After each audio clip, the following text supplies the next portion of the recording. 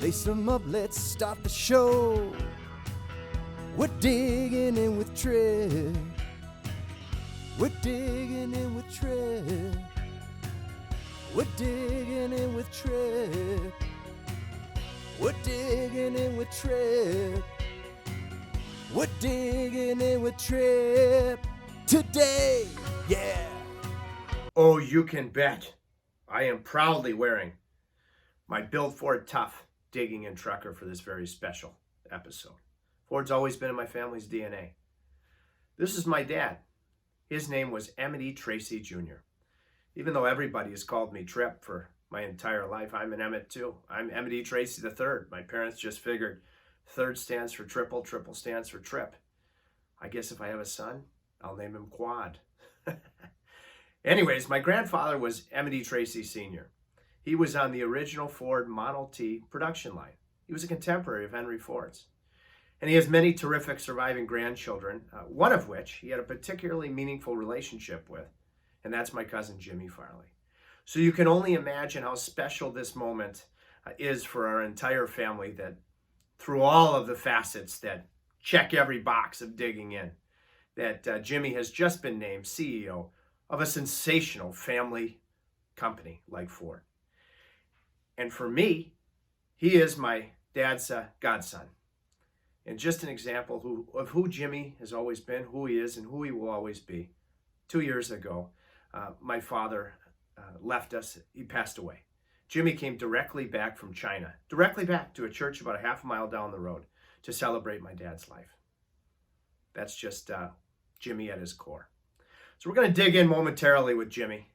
And I want to, before we do so, I want to remind and encourage everybody to rate and review our show on all audio and YouTube platforms. And I want to thank our presenting sponsor. Speaking of family, Allstate Faster Corporation has been in business since February of 1963. A truly elite fastener distributor on planet Earth. They do everything for you. They have global reach to have tremendous global sourcing. They really pioneered vendor-managed inventory. Their engineering support is second to none. AllStateFastener.com. So without further ado, boy, I can't wait. Let's pull out our shovels and let's dig in with my cousin, Ford Chief Executive Officer, Jimmy Farley.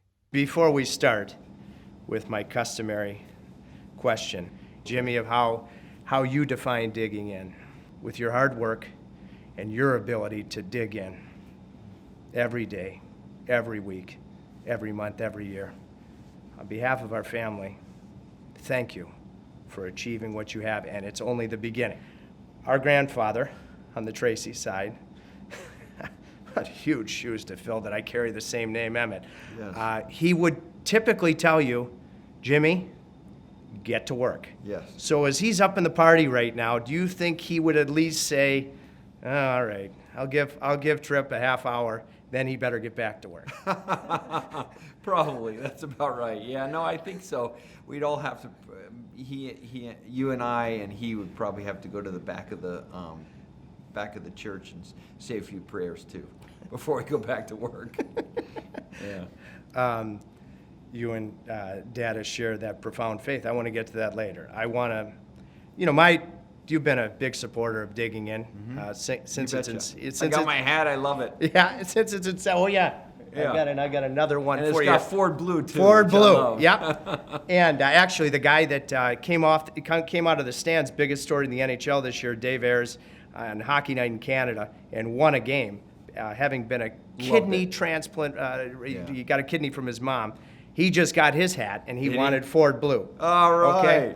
And he dug in. So as I start every show, the origin is hockey. That you have success if you think about your teammates before yourself. If when you face adversity, that fork in the road, you dig in deeper. You get to the inside. It's about will, more will than your opponent, individually and collectively. Being consistent, being an everydayer. Jimmy, how do you define digging in? I think it's such a fundamental question. For me, I guess personally, I always had my own route. Like, people would give me advice in my business career. Oh, you should go take that job. I never took their advice. I always knew kind of the most challenging part of the business, and I went right there. Like, the jobs that no one else wanted, I took those. Where there was change and people were scared about the risk, I went right there. When there was uncertainty within those jobs and people couldn't make up their mind, I made up my mind. When maybe my career got off the tracks, I used that situation to the best. Like, I used it. I give you an example. I've been doing what I've been doing for more than 30 years. I love cars. I've always been close to the market and dealers. And the company asked me, hey, Jim, we need you to go in this new business area and really help with automated vehicles and new technology. Tripp, it was so hard. I love dealers. I love getting in the design dome and arguing about a design of a vehicle. I love going to the test track and saying, that's wrong. That makes too much noise. And I found myself completely out of the world I love. And I had a choice to make, just like you said. And I went deep. I went to every technology company. I asked them what their ambition is in our industry. I tried to learn how they think. And I think that's one of the reasons why I had the opportunity to lead the company, because our industry is getting disrupted and they need leaders who understand a different perspective. So I guess for me, it was like I followed my own path.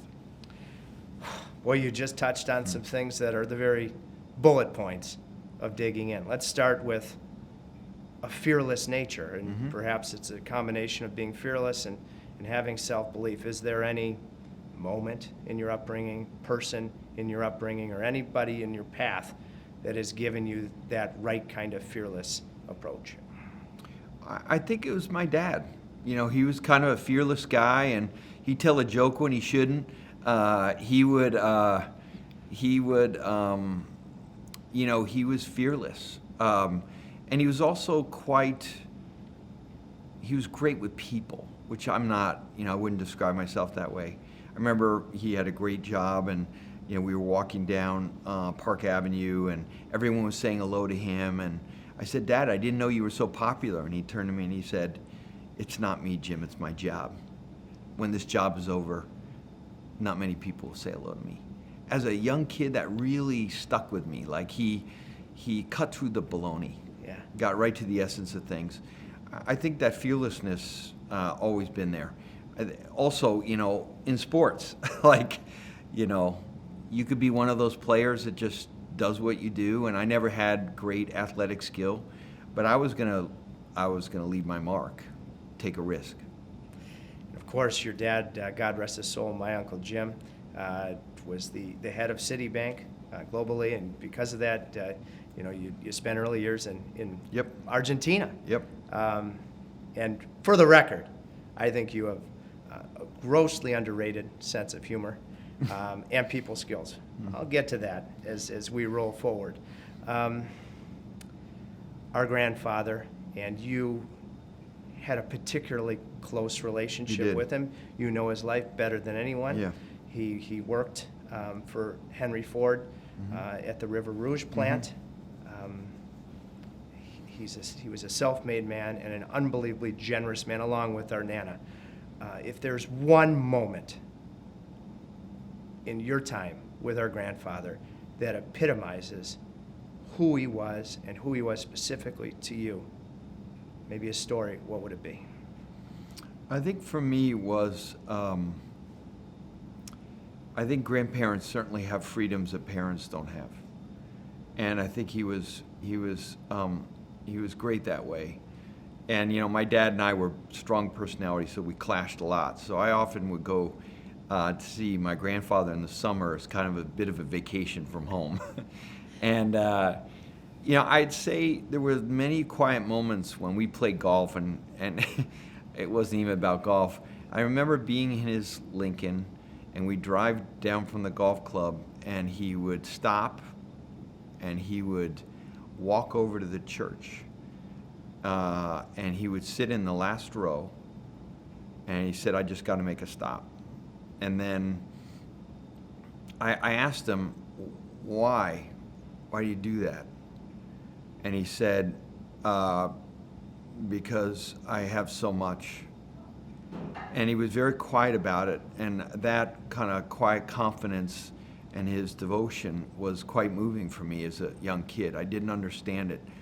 And then I remember, teenager, I'm experimenting with stuff, and I asked him, Daddy, you don't drink very much. And he said, because I made a promise when I was a little older than you, a good promise, I think he called it, and I always upheld to that promise. I was like, that's not my friends. Like, holy cow, that's a pretty, the convicted person. Yeah. But I guess it's this kind of very private faith that impressed me. Yeah. I found it a mystery. Sorry, I'm just thinking for a second, I wish that he would have had that talk about drinking with me. Me too. Me too, yeah. Faith.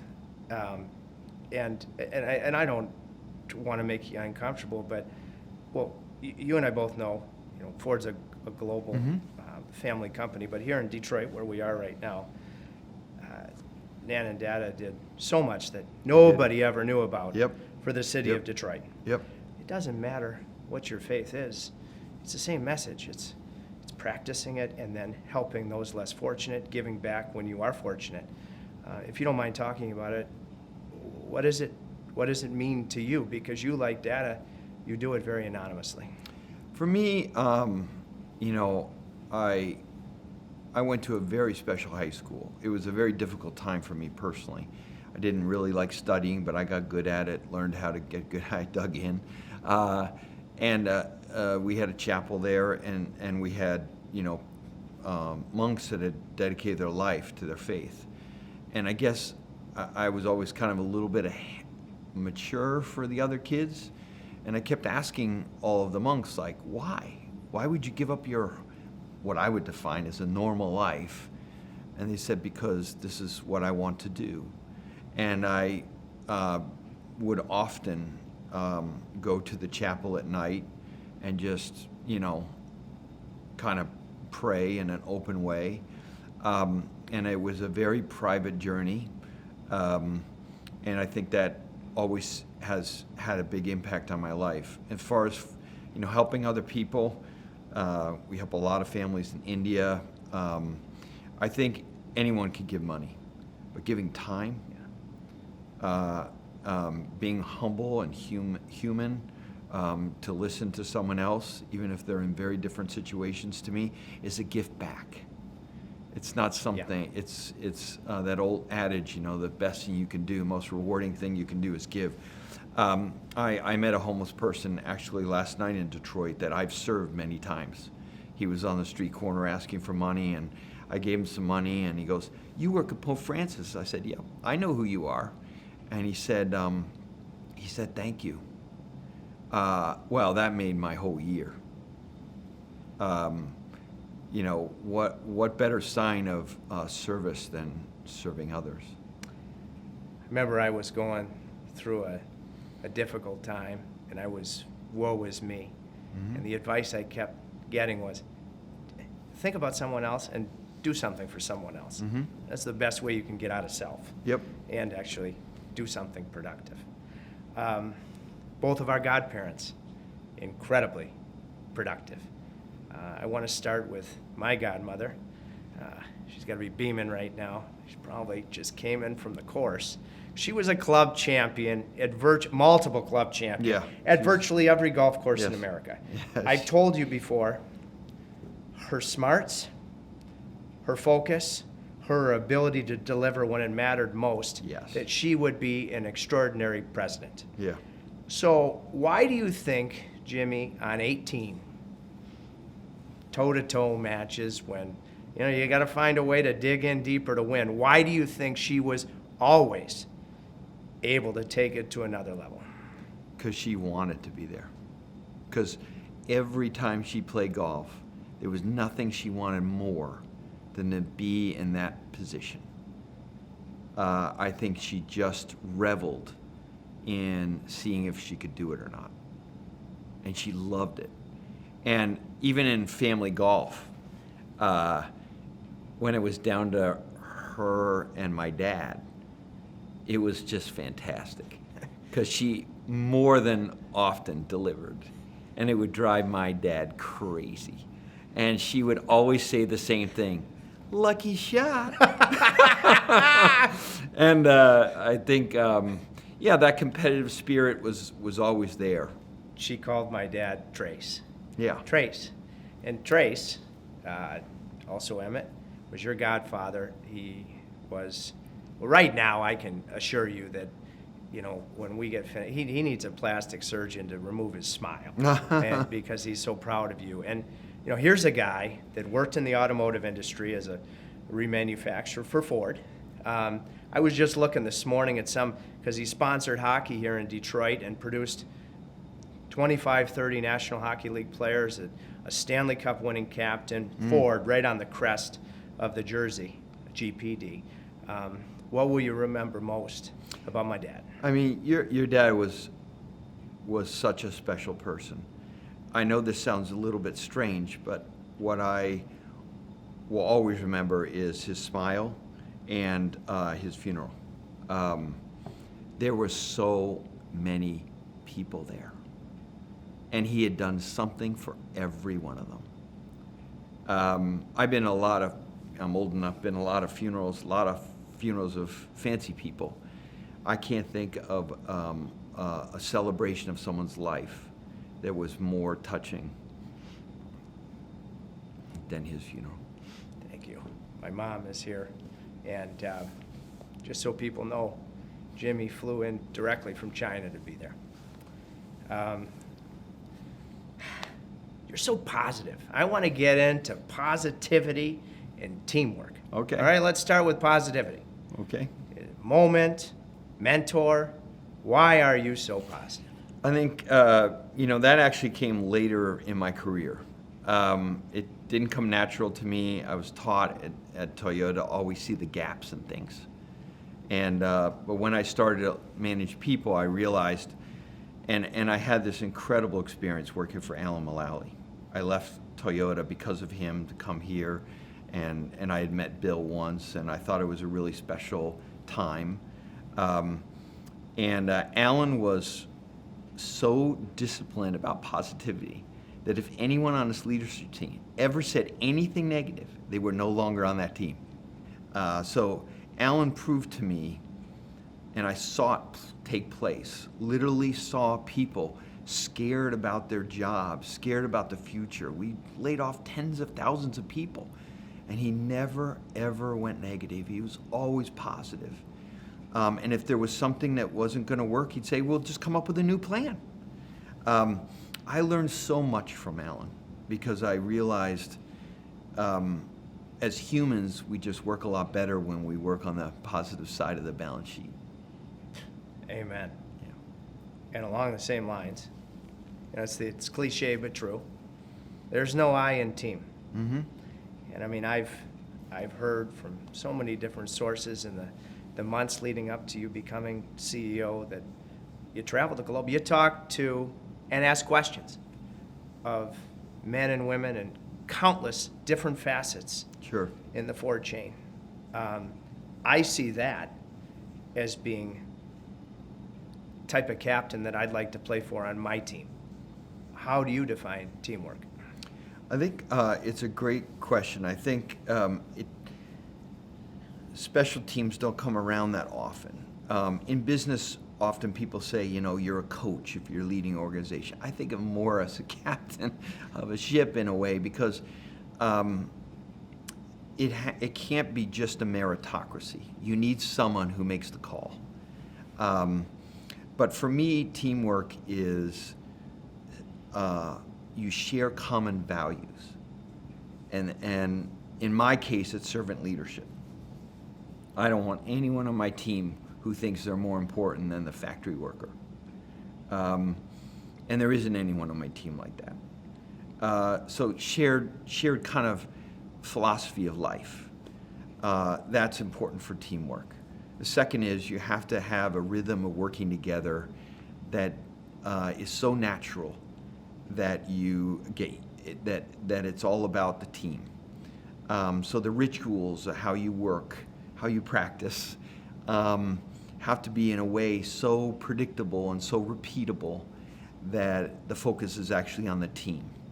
And I think the other thing that means a lot in teamwork is to have a greater purpose. And a greater purpose in business is not how much money we can make or how high the stock will go. That's a way to count. The real thing is, what do we want to accomplish? At Ford, we're lucky. It's a value-oriented company. The whole African-American migration from the South to here, the Middle East population, the $5 a day wage, democratizing design with the Mustang. You know, Ford has done great things, but the purpose of Ford is not to make money. The purpose is to perpetuate the values of the company as a family company. And so I believe teamwork comes out of that common sense of purpose. And as leaders, we have to awaken that in people. And if you think you're going to do it because you're going to win this game or because we're going to make money, it's often the wrong thing. It's not a purpose. So I believe teamwork is common understandings, shared values, the way of working that's very efficient, and a tie to a higher purpose. I have to piggyback on that. So the more you care about one another, the more you compete for one another as a team. I see, yep. I know, I hope I never put you in this position, but if I was in a dark alley late at night, Sinatra said a friend in need is a pest. I like Frank Sinatra. I think he was wrong about that. And I said, Jimmy, I need you. I know you'd be there. But I hope I never make that call. I don't plan on it. But with what family means to you, Ford being a family company, Yes. all the family first cultures around the planet that are colossal parts of who Ford is. I want to ask you about the actual Ford family, because I know that you have a vantage point that really nobody does. And tell me what makes this family special. A lot of things. First of all, wildly independent. Like, we've had so many opportunities to kind of, join another company, or and in 2008 when we saved the company, it was like, no, we're not going to go bankrupt. We're going to do our own thing, and we're going to lift ourselves up with our own bootstraps. We don't need help from anyone. That sense of independence and will in tough times is something that is unbelievable to Ford family. The work ethic. When I get a chance to work with the Ford family members, I mean, they're in earlier, they stay later, they're available all weekend, and their commitment to everyone in the company, like everyone, is even more complete than the management team. And when you walk through a plant with Bill Ford, the multi-generation factory workers, well, I mean, it's just electric, because they all know that as leaders, we're in service of them. And that continuity of generations is such a deep sense of satisfaction for people. So I think that really deep respect for all the people and the success of others is something I've really never seen in many other family companies. And the last one is they're all in on auto. Like, great grandkids, they're planning this company for another 117 years. And a lot of families don't plan that way. We had a family business, and it's like generation changes and then the perspective changes. Yeah. They're not like that. They don't, and to me, I'm so respectful of that they make decisions for the next 100 years. Not most companies make decisions for the next maybe 10 years. We didn't have to invest in autonomy. Autonomous vehicles, maybe 10 years away. But the Ford family and Bill, no, we need to be in that technology. Well, I can say with absolute certainty that our extended family, having the party and the golf course in the sky right now, if they could pick one company for you to be the CEO of anywhere on planet Earth, boom, it would be Ford Blue. One other question about your most important team. You're very private about I remember being at your wedding. You overachieved by the way. Good. With Yeah, Leah, that's who true, that's true. Leah literally, That's who true. is a rock star. Yep, yep. And your beautiful kids. What would you say as a team the most profound lessons from home that you bring to the office with you are? Family, children came to us very difficult. I think all of us have kind of an equally long list of a cross to walk around in. That was ours. And I'd say, what I bring in is a huge sense of confidence that Leah pretty much gave up everything in her personal life to allow me to do what I love.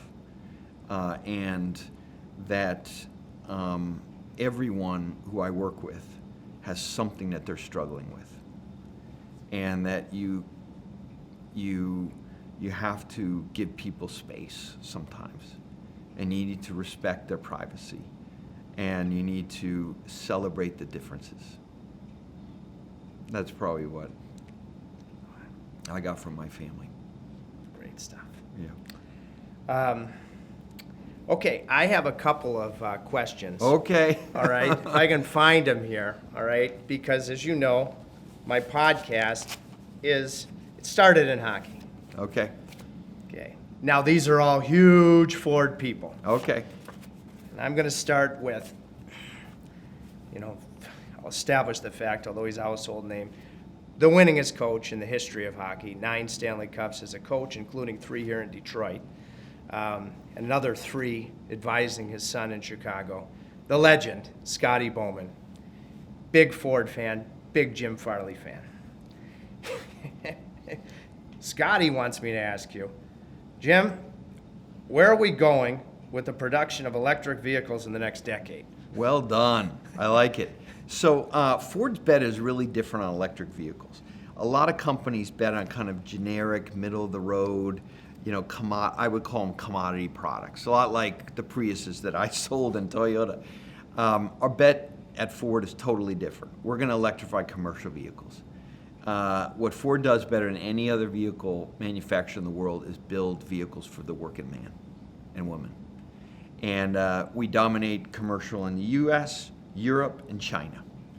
And so we're going to electrify for the working folks who use their vehicle, plumbers, electricians, HVAC, construction workers, people in the energy business, delivering packages to your home. Those are all white Ford vans and pickup trucks, and we're excited to electrify them because those people run their business on those vehicles. They care more about operating costs, and if fuel costs $3 a gallon in the United States, the electricity you put in to move the same amount of mass is about a third of the cost. So for them, they're willing to pay more for the vehicle up front to get that 2/3 saving in operating costs. So it's good for their business. It's good for us. We want to be a leader in electrification. Bill's been for 20 years advocating us, the management team, to finally get your act together and get into electric vehicles. We're finally catching up to him. The other one is to electrify vehicles with emotion. And that's like the Mustang Mach-E coming out. It's a Mustang. It's got Detroit swagger. It's not a Tesla. It's got everything in Toyota, anything that the generic companies couldn't do, which is an attitude about the design, an attitude when you drive it. It sounds different than other electric cars. It's got great technology, but it's got a wicked attitude. And so if we're going to do a non-commercial vehicle, it'd be like a Bronco or a Mustang electric. Okay, and Scotty just turned 87, but let me tell you, Jimmy, he's always been Always Really? been a sports car guy. Oh, okay. Oh, Scotty? Oh, yeah, we'll talk offline. The Mustang is calling your name. Okay, next. Boy, has he ever dug in.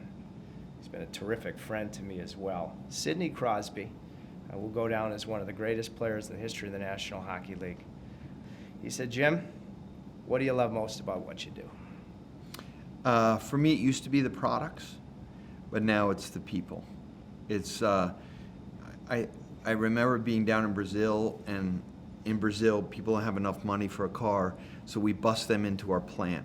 And I was sitting in the back of the vehicle, and all thousands, tens of thousands of people going into the plant in the morning in Bahia, and I looked to the person next to me and I said, you know what our jobs are now? Is to give one of those people the chances that we have. It's the opportunity to see other people grow. That's what I love most about my job. Good stuff. One more from Sid. When you face challenges, what has been your motivation in overcoming them? Just keep walking. I'm just very hard-headed in my positivity. When things get bad, I just feel like get up in the morning and do your best. And somehow, crazy thinking, it will work out. For me, I have faith that if you just keep at it and keep true, and add value, really add value, and not make it about yourself, that somehow it all works out. Good stuff. So, Now, guy that I'm particularly close with, owner of a 72 Bronco. all right. He had the darn good sense to ask me to walk his mom down the aisle at his wedding. I don't know what he was thinking. Rod Brindamore. Okay. Now the Hurricanes head coach, Stanley Cup winning captain. He said, Jim, first, I'm so proud of you. But who do you lean on when things are tough? What goes into deciding who the people are that you lean on? It's Leah. Always has, always will be. I rely on Leah because she knows me and she knows my blind spots. She knows, and she's just good at me. And she knows, and I think actually I rely on her more when things are going right and things are going wrong. I guess what I rely on her is absolutely brutal truth. Good answer. Brutal One truth. more from RB. Okay. Roddy with his 72 Bronco, Hurricane Red. What was your toughest decision that you've had to make in business, and what was the outcome of that decision? What a great question. Well, that's going to Wow. go to his head. That is great question. Toughest thing in business for me, I mean, aside from changing from Toyota to Ford, the toughest decision for me was, it was really difficult. It's always the same thing, firing people. In business, things go up and down, and sometimes you have to get smaller to get better. And when you restructure, when you start over again, and you let go people that was not their fault, the company had a bad strategy or something else happened or the team didn't come together like you thought, it's just starting over and letting people go and rebuilding, even if it wasn't their fault. It's just, you can't explain it to them because it's unexplainable. To me, I've had to make that decision so many hundreds of times. It could be thousands of people, it could be one person. I think that's always the toughest decision. And also, in retrospect, a weird part about it is, as soon as you do it, when you look back a week later, a month later, you said, why didn't I do it sooner? Which is even weirder part of it. As humans, we take too long to make the tough calls on people. But to me, the hardest thing is always the same. How do you fire or let go or change someone's job and explain to them that it had nothing to do with them? That's the hardest thing in business for me. Well said. Yeah. finally, and then I'm gonna wrap up. But this guy deserves a question. He's the alternate captain for the Hurricanes. Okay. And he dug in so deep. He played an entire playoff on one leg. Wow. Okay. Yeah. And I mean, not literally on one leg, but he had no feeling, no nothing. And you're a fan of his because you actually retweeted. He was driving. Yeah. Jordan Martin. Oh, the best. Yep. Bronco on order. Yep. And he said, Marty, as I call him Marty, baby. With companies going electric, Jimmy, do you have a plan taking the electric engine to the Ford trucks? You betcha. Actually, it's the first thing we're doing. In fact, no further away than 3 miles from where we sit right now, where our perfect last question, where our grandfather worked, is the Rouge plant. It was the first fully integrated automotive plant in the world. Henry Ford, when he started Highland Park, he had to buy the bodies from the Dodge brothers, and they wound up going into competition with him with the money that they made from Henry Ford. And he said, nope, I'm not buying all that stuff from all those different people. I'm going to make it all on site. I want the pellets to come from Lake Superior, and I want to make steel on site. I want to make the windshields on site with silicon. Bring in the raw material, bring in the wood for the woody wagons. We're going to build it all here. That plant has been operating 6 days a week since 1928. And now it's a totally green plant. And in the middle of it is now this beautiful 100% renewable energy plant that's going to make the electric F-150 in about a year. We're just about halfway through the construction of the plant. It's huge. It's completely renewable, just like the vehicle. It'll be zero emission, and it'll be our first F-150 all-electric vehicle, and it is fantastic. And what's really cool about it is our team was so creative. It not only has an electric engine and powered with electrons, but it has bidirectional charging. That means that you can actually plug the vehicle in and charge your house, run your house on the truck. So if you lose power, your F-150 can run all the electricity in your house. It also brings 9 kilowatts of power to the job site. So get rid of your stinky generator. You can have your F-150 run a whole construction site. So it's a really cool product. I can't wait for everyone to see it. The inside, we have a 14-inch screen, bigger than Tesla. It's a fantastic product. Oh, that's awesome. Yep. Passion, innovation, tireless. Listen, don't let I'm just so proud.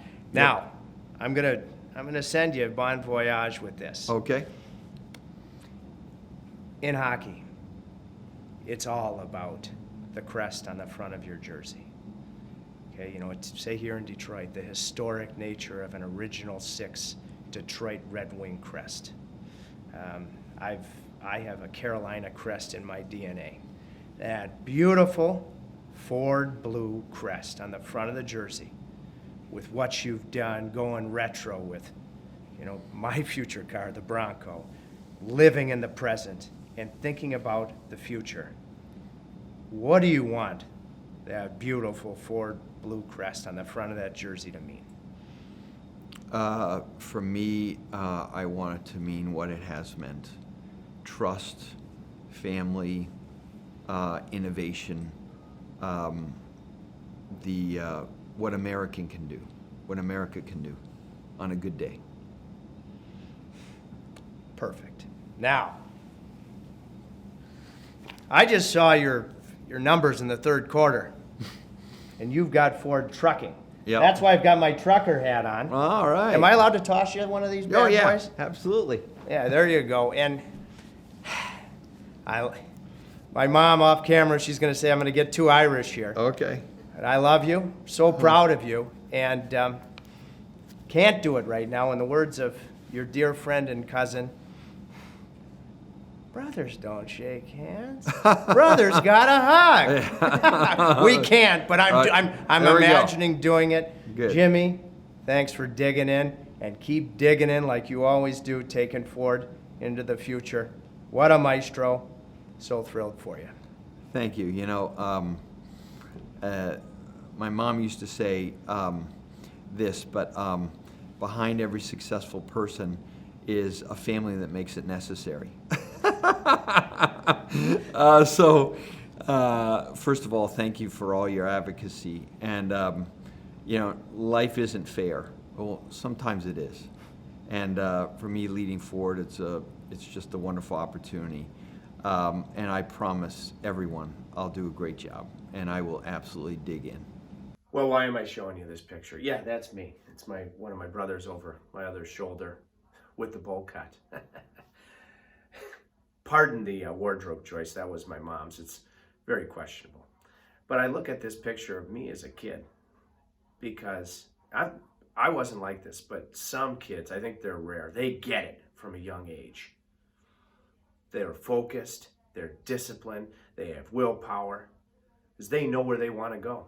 They can see the journey and what they have to do to achieve their goals. Again, I wasn't one of these guys. I made a lot of mistakes. I enjoyed making them. But Jimmy has always had this chromosome. He's always been wired like this. Ford just had phenomenal third quarter earnings. Will he get complacent? Will he get satisfied? Heck no. He doesn't know how to. I'd swim the oceans for him because of who he is as a person, as a cousin, what family means.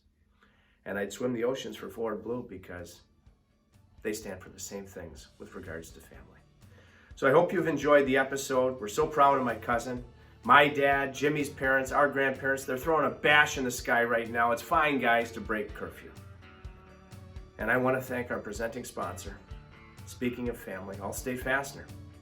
Been in business since February of 1963, 57 years.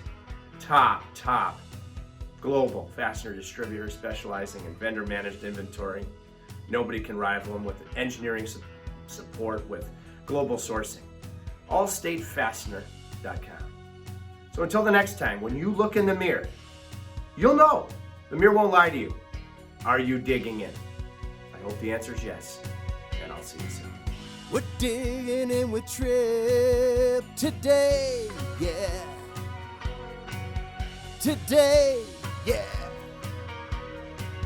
Today, yeah. Today.